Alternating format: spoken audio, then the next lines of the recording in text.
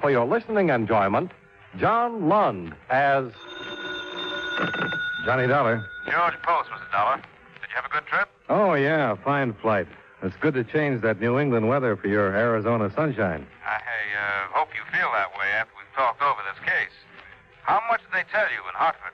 Well, my getting out here in a hurry seemed to be more important than details. So all I know about the robbery is what broke in the papers. A $100,000 payroll stolen and 2 guards killed. Those are the basic points. The police have got no place with it in 2 days. But if you're willing to take one of the biggest gambles of your life, we may be able to crack it.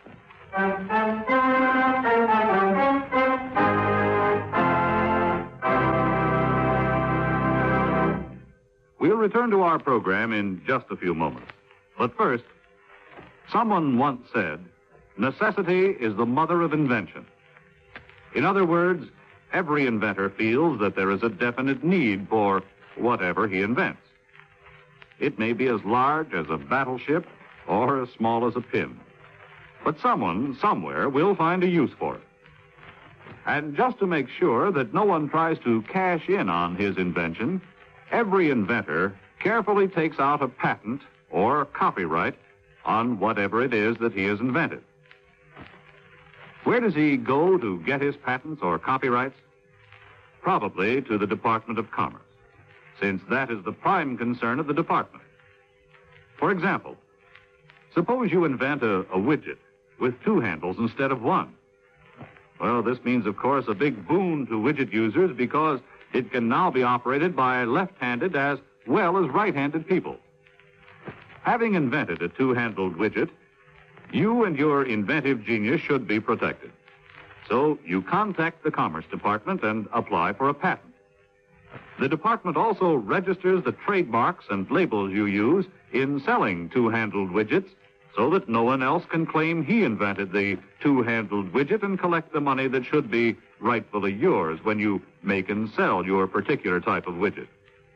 Now, suppose you also write a book on the history of the 2-handled widget or a song titled The Love Song of the 2-Handled Widget. You take them to the Department of Commerce and have them copyrighted. This way, you can always prove that the book and the song are your property. So if some foreign inventor suddenly appears with the startling announcement that his country claims the honor of having invented the 2-handled widget or the one-wheel doohickey, you can prove he is mistaken by producing the prior patent you have registered with the United States Department of Commerce.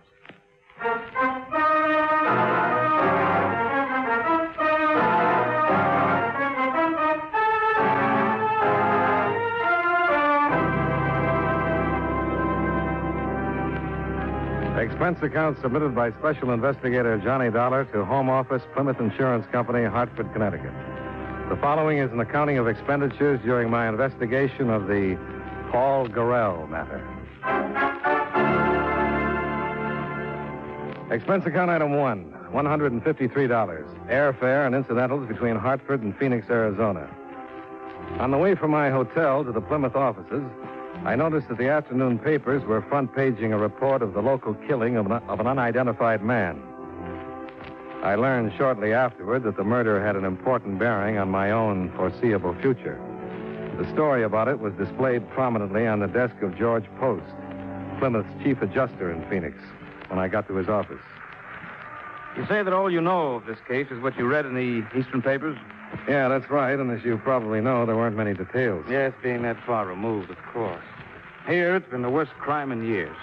The killing of the 2 guards was needless. They weren't putting up a fight? No.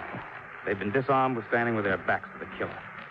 They were shot down because there were potential identifying witnesses. Nobody else saw it? Yeah. Story in the lower right-hand corner.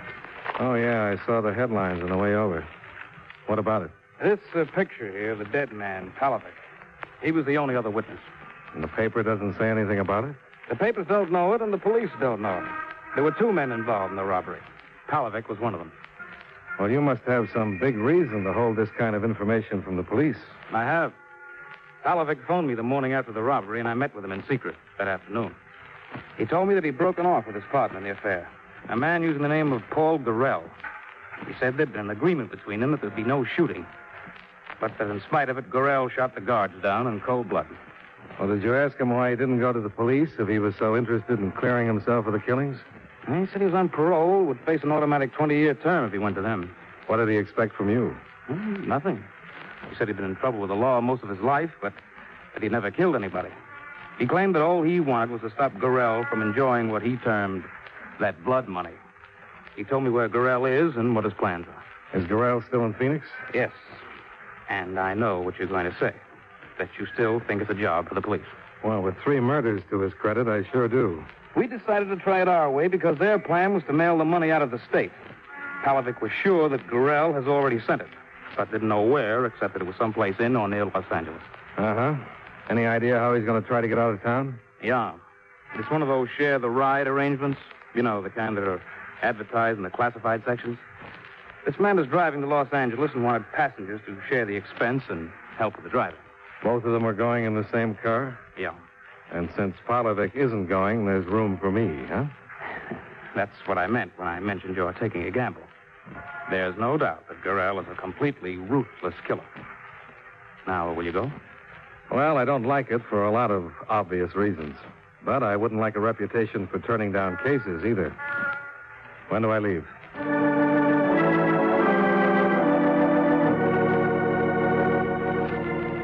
I understood why the company didn't want to involve the police.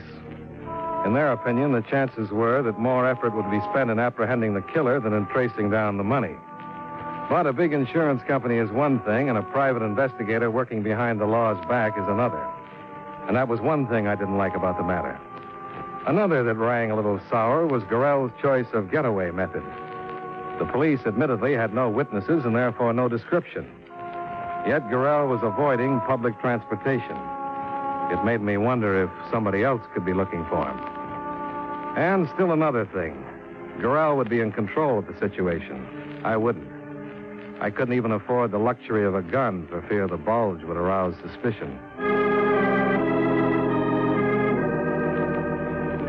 The owner of the car for the trip was a Mr. Bovey, and I phoned him from post office. You couldn't have read it in today's paper, Mr. Dollar. I canceled my ad last evening.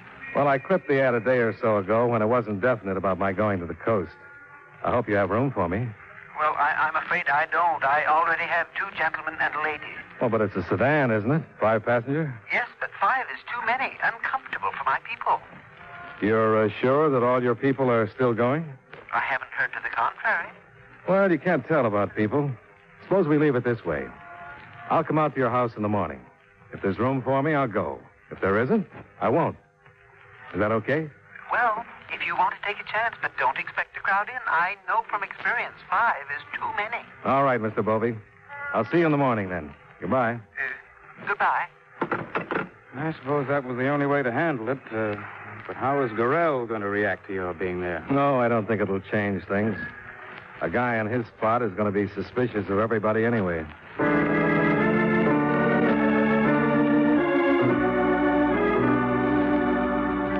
At 9 the next morning, I arrived at Bovey's address in a Phoenix suburb. He left me in a seedy living room while he put his luggage in a car that was parked at the curb in front of the house.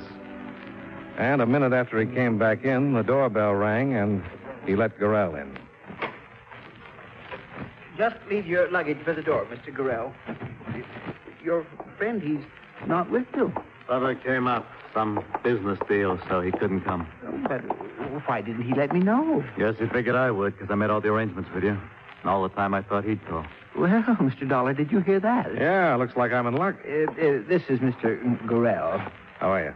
Hi, how are you? Mr. Dollar came this morning just on the chance that this might happen, so there'd be room for him. What, that somebody wouldn't show up? He must be psychic or something. Oh, no. Guy's got to get the breaks once in a while. Well, you two get acquainted while I pack the luggage. You, live here in Phoenix? No, I'm from the East. Connecticut. To travel all the way out here this way? I mean, in people's cars like this? Not all the way. I think I'll go outside, see what's going on. I don't want Bovey scratching my bag up.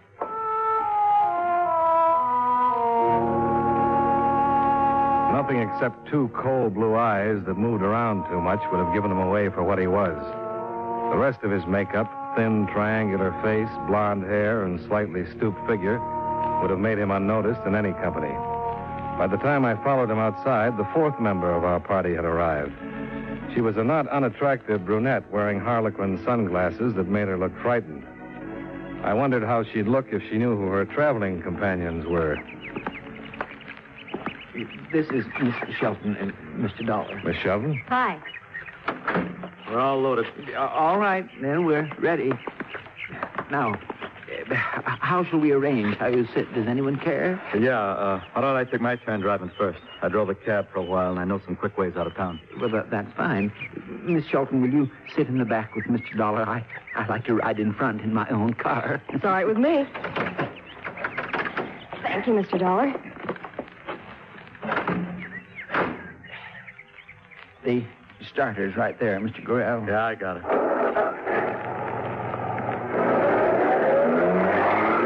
Well, now, I'd say we got a nice early start. Which way are you going, Mr. Gorrell? North on Mission Drive? That's right. Turn off on Northern and hit the highway. Miss that long stretch of traffic out towards Peoria. Yes, but now, this is out of the way. It just seems like it. You leave it to me. I know this town like a book.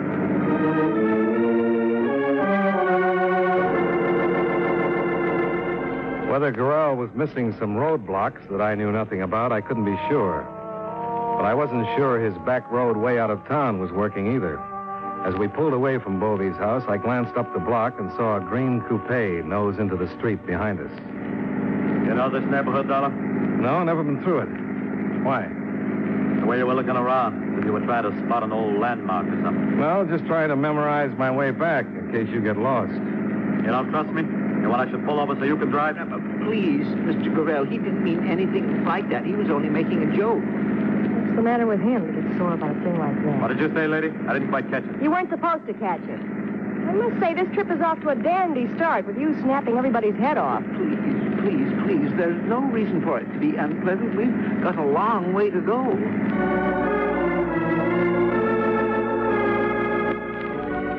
That evening, with Bovey driving, we were approaching Blythe on the California border when the car began to heat up. By the time we found a garage on the outskirts of town, it was almost dark. The report from the mechanic was that the water pump had gone, but he couldn't get a replacement until morning. I expected an outburst from Gorrell because of the delay, and I was surprised at his reaction to Bovey's apology.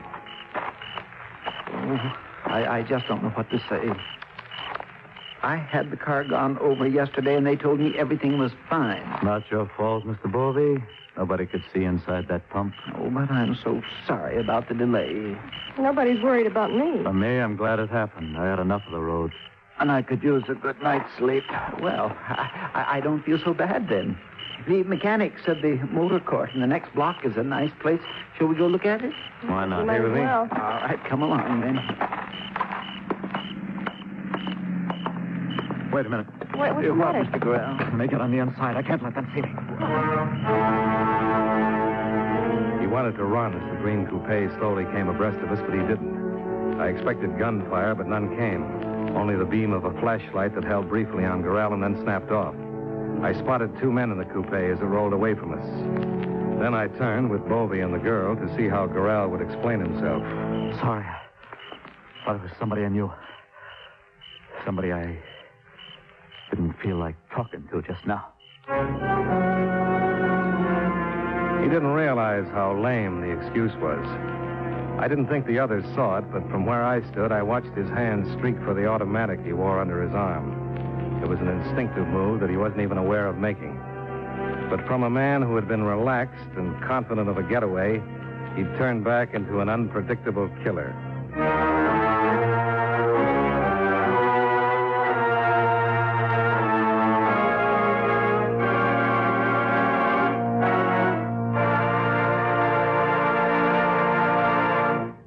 You know, many great men have attained the highest office in our land, the presidency of the United States. Can you guess the name of this man?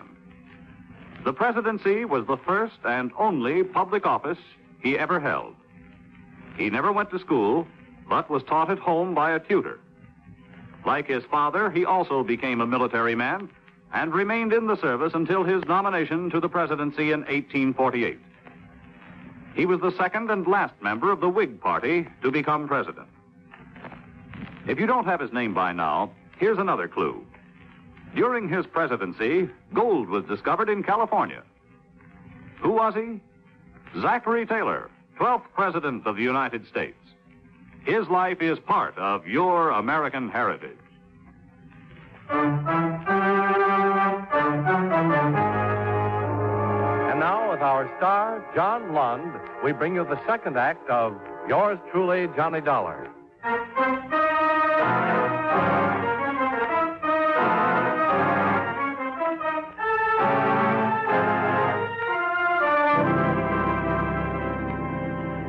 I wanted to report the whole thing to the local police. If I had, I might have prevented a lot of trouble. But I didn't. We checked into the motor court, and about 20 minutes later, Gorrell showed up at my room. Has Wolvie been to see you? Why, no. The Dane? No. I figured they might on account of that performance I put on out there.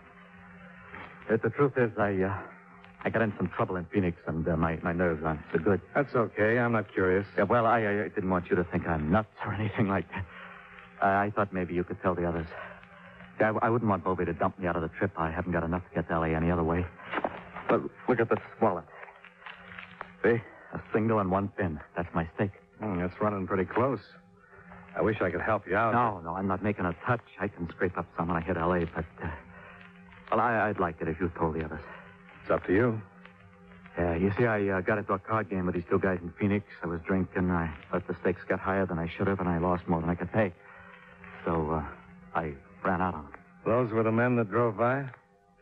Yeah, I'm pretty sure they were. Well, if they followed you this far, don't you think they'll follow you the rest of the way? I don't know. Say, you got anything lined up out there? Oh, nothing definite. Why? Well, if they're still on me, maybe I could use some help getting things straightened out, you know? I'd make it worth your while. What kind of help? I will see how things stack up when we get there.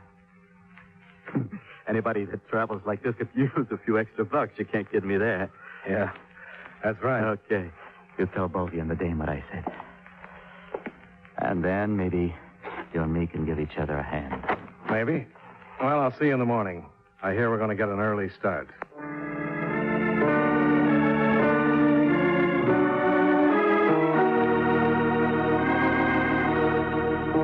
It was about 4 p.m. when the share of the ride trip ended on a street corner in downtown Los Angeles. Bovey drove away, the Shelton girl disappeared in the crowds, and Gorrell and I took a cab. The Twins Hotel on Spring Street. Right, get in, Dollar. Now, here's how it is. Before I left Phoenix, I shipped some of my stuff. Clothes, personal papers, and some cash that I didn't want to carry. You know, you can't tell what kind of people you're going to run into, travel and share the ride like we did. Yeah, I guess that's right. Now, you see, if I get that suitcase, I can pay off, and these guys will have to leave me alone. But the way things are, I got an idea they'd beat my head off if they caught up with me. So it would be worth $25 if you'd go get that suitcase and bring it to me. Oh, that sounds simple enough. I figured his pitch was based on desperation rather than stupidity. He knew he was still being followed, or he never would have trusted a stranger with $100,000 that had already been worth 3 killings. And his letting me get this close to it made me wonder whether the 4th killing wasn't already in his mind.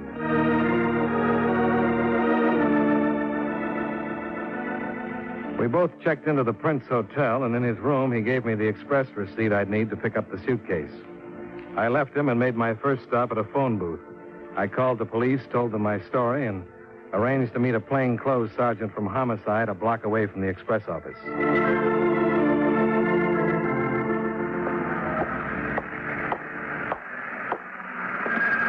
Your name, Dollar? That's right. I'm Sergeant Mason. I don't know what to make of this story of yours. Well, that's just why I asked if you could meet me. I want you on hand when I deliver that suitcase. How come you didn't check with the Phoenix boys before you left? You like to stick your neck out, or you got some other reason? I told the lieutenant it was the company's idea, not mine. Uh-huh. You got some identification? Yeah. Here you are. Yeah, okay, Dollar. But I don't go for you private boys that play at lone wolf till it gets too hot and then yell for us. I'll go along because I've been ordered to. But don't think I'm eager. I gathered that.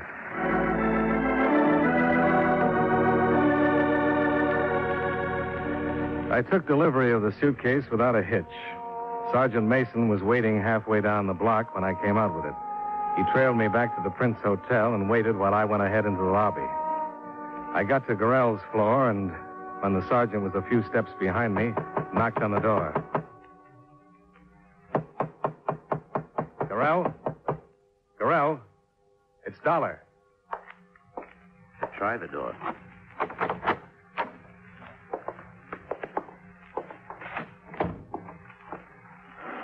Well? I'll take a look in there.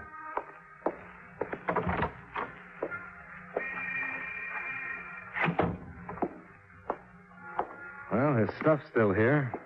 There's no sign of a struggle. No sign of anything. Do you have any idea how empty the story of yours sounds, Dollar? Yeah, I suppose it does. But how about coming to my room? We'll get this suitcase open. No, not with me there. If you'd played it level with the Phoenix police and we had a go-ahead from them, yes. But I've got no right to break into somebody's personal property on your say-so. You're leaving? That's right. And if your story's true, I feel sorry for you. I'd hate to be playing it alone. But officially, you've given me nothing but a trip across town and some talk. I gotta have witnesses and evidence to work with. If you come up with some, just call the department.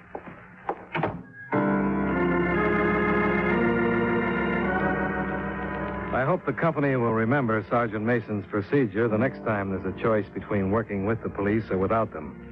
He had every right to walk out, and when he did, this is what he left me with. A, the obvious possibilities involving the suitcase and whoever was after it.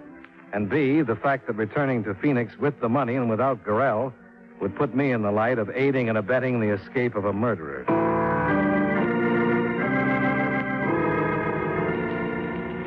It was then 6 o'clock. I checked Gorrell's suitcase at a bus station a short distance away. Then I grabbed a quick sandwich and went back to my room to wait. At 7:45, there was a knock on my door.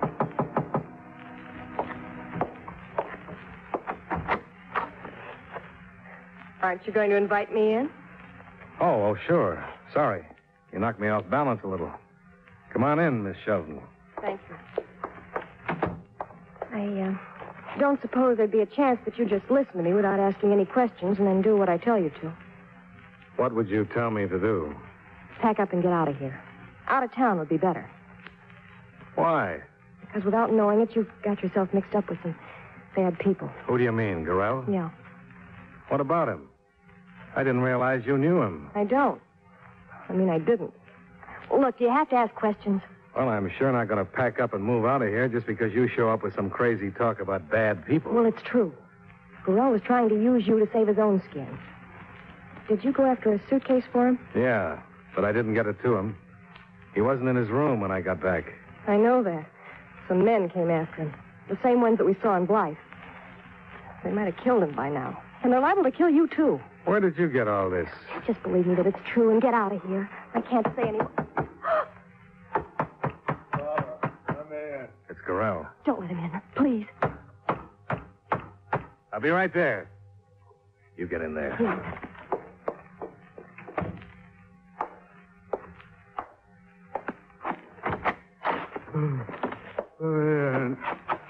What happened to you? Got away from him. Came for my suitcase. Good. Wait. Gorrell.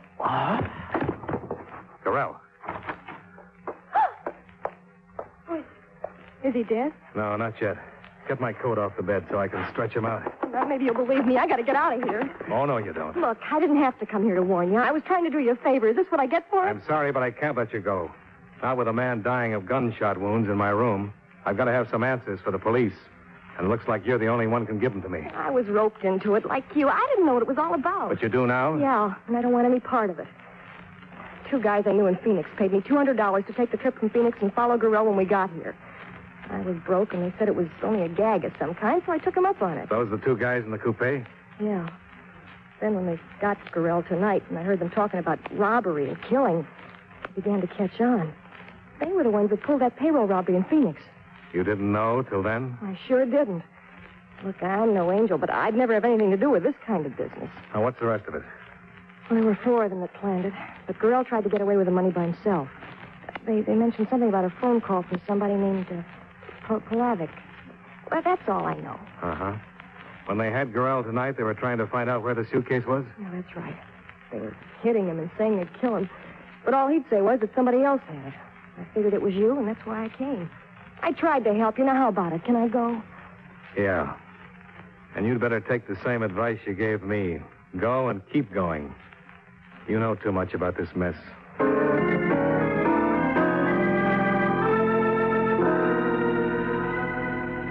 After she left, I called Sergeant Mason in the emergency hospital. Gorrell was still unconscious when I opened the door about 15 minutes later. I assumed it would be Mason, but it wasn't. Back in the room, Dollar. I've got you. Is he dead? He's close to it. Did that automatic put him where he is? Stay out of what's none of your business, and you won't get some of the same. Gorrell made it my business. He talked before he passed out. That's too bad.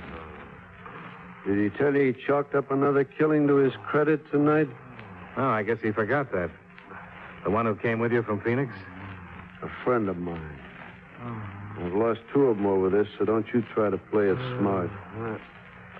You know what I'm here for. You can look the place over. You won't find the suitcase. You picked it up. Where is it? Look in the top right drawer of the bureau. Why? Go ahead. You'll find a claim check in there. Nobody can get the suitcase without it.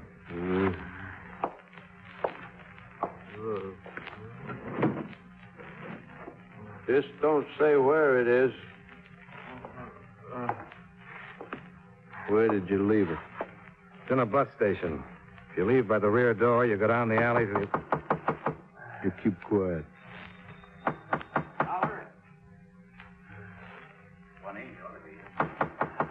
Quiet.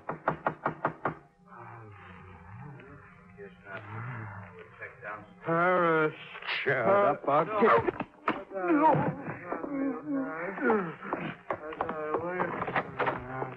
Come on in, Sergeant. I've been knocking. Any chance? Huh? Which one's which? That's Gorrell on the bed.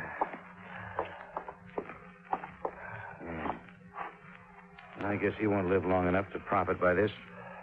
And I hope you will. What? No matter what side of the law you're on, don't pay to play at lone wolf like he was and like you were. Level with the police next time, huh? Yeah. I'll remember that.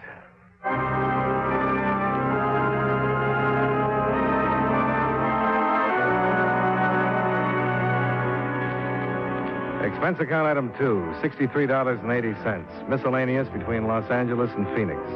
Item 3, same as item 1, transportation back to Hartford. Expense account total, $369.80. Yours truly, Johnny Dollar.